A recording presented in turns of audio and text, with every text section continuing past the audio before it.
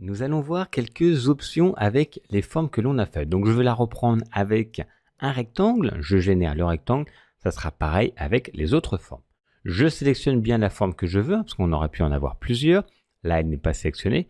Quand je clique dessus, je vous rappelle qu'il y a un encadré bleu qui va se mettre au-dessus, avec des points ici qui apparaissent. Allez, je vais avoir la possibilité de faire quelques modifications assez simples et rapides. Donc on a déjà vu pour la taille, pour le positionnement, également la rotation.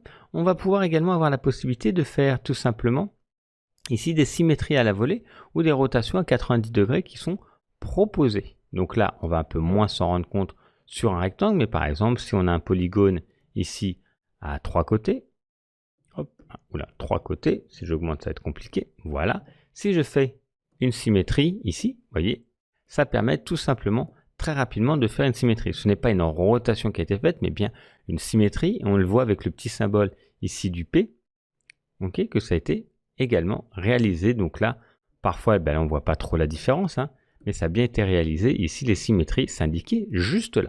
Donc ça, c'est une première possibilité. Allez, je resélectionne mon rectangle. Et on va voir la possibilité de changer le style des angles. Donc il y a plein d'autres possibilités, hein.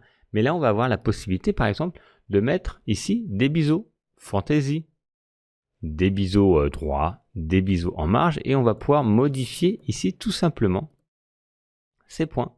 On va pouvoir également avoir les arrondis, augmenter ou réduire les arrondis, ou d'un moment ça va être au maximum, mais on a la possibilité comme ça, tout simplement, d'avoir ici les arrondis que l'on va pouvoir choisir, arrondis inversés. Donc, alors moi je les utilise pas trop, mais vous avez des options à part les arrondis, les autres que moi j'utilise pas trop, mais sachez que ça existe par rapport à des styles que vous pouvez donner.